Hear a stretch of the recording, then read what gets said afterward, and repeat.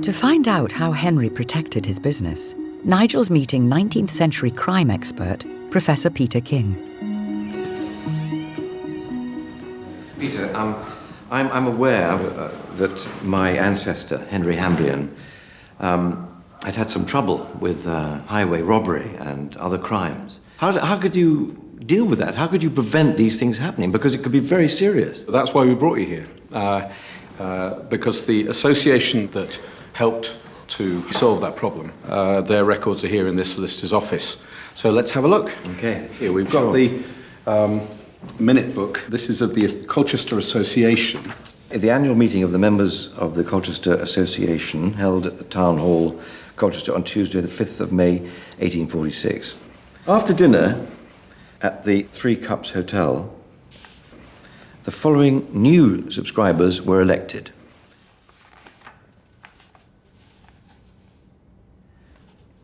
Henry Hamblian. So he's now part of this Colchester Association. His brother Jeremiah joined a couple of years later. Right. So the partners were both in there. We've got a poster here from just a few years earlier, 1842. Oh, this is a little bit before my ancestor joined. Fantastic poster. Subscribers to the Colchester Association for the Protection of Property and the Prosecution of Housebreakers and Thieves. Yeah, it was called the Thieves Association, interestingly. So Henry has just joined the thieves, in fact. It says here, no trouble or expense will be spared in detecting offenders and bringing them to justice. Look at the mayor and the mayors. Yeah, the mayor said the big noises are probably in there, including the MP and a couple of MDs. They were lawyers, tradesmen, shopkeepers, the classic middle and upper middle class. Is it not anything to do with the police? This is a voluntary association. They create a communal fund from which they can then can be used. Yeah. So can they arrest people themselves? Can they go up and... No, they can't. They have to use the existing police force, and policing of the town is still very rudimentary.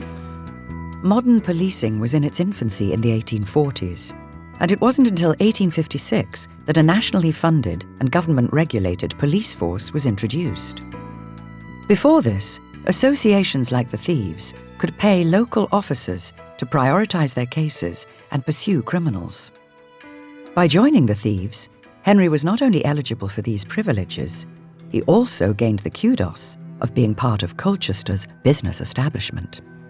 So he's sort of making it now, isn't he? He's got a good business going. He's enough money to join the association along with all these respected people. He's got his brother involved. So the two of them are really, basically they're going up in the world, aren't they?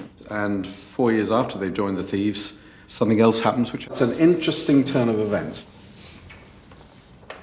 Notice is hereby given that the partnership subsisting between Henry Hamblian and Jeremiah Hamblian is this day dissolved by mutual consent, May the 9th, 1850, which means that Jeremiah is no longer part of the business.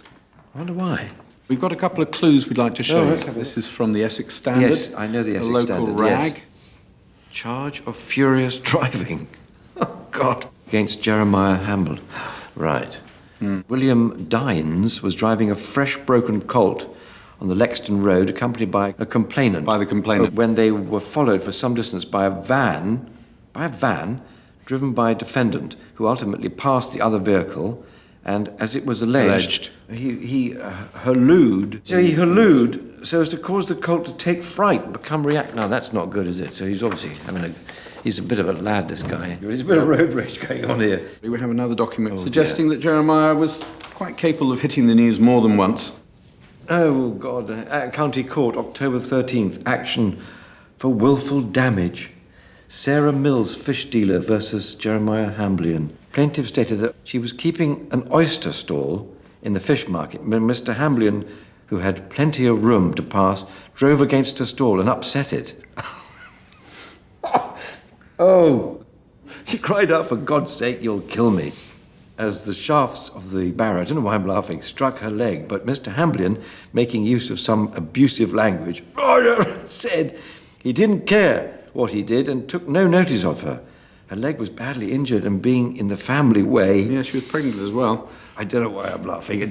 He's a bit of a lad, He's isn't a he? pregnant woman, and he's taking her terrible. out. He's taking her out. Having looked at these, I mean, and you're an expert at this, do you think that's why they sort of split up? If you've got a furious driving brother and you're running a company like this, it's not going to do your reputation very much good. I was intrigued by a little problem Henry had with his brother. I think it's right that Henry decided that maybe he should go and do something else. So now he's lost his business partner. Where does that leave him? Nigel is meeting business historian Dr. Terry Gorvish at 15 Queen Street, a house in front of the site that was formerly Henry Hamblion's livery stables. So far, I know that Henry has gone it on his own. I'd like to know what happens next. Okay, well, right. Well, that was in 1850, I think, and this is the 1851 census. Right.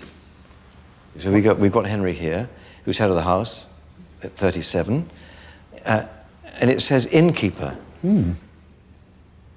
What happened to the horses and the Oh, I think he kept those. Oh, so he's really doing well indeed, yes, isn't he? it's a diversification. Fantastic. Good for him. Elizabeth, wife, yes? Yes. Rosanna, daughter, age 12. And it says she has an occupation at 12 of... Crossed it's being out. crossed out, but it does actually say barmaid. Barmaid. Barmaid?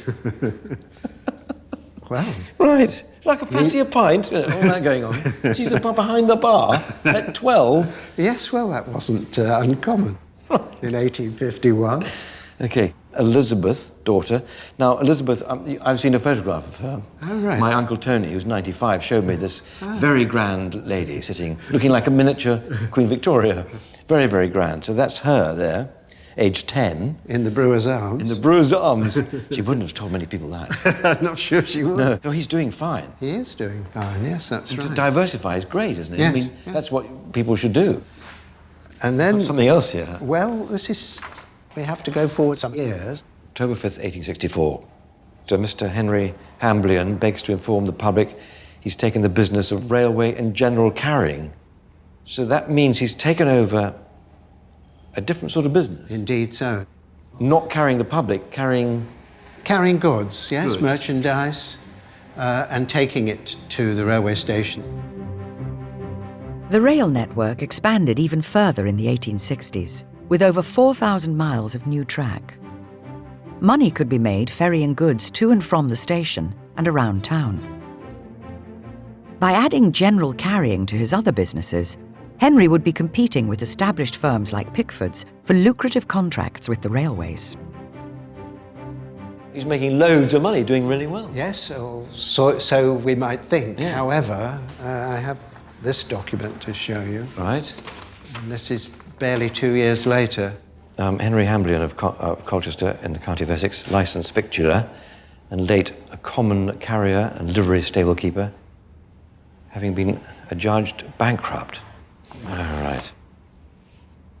So he's gone bust. Yes, yes. Within 2 years of acquiring that carrying business. Oh dear.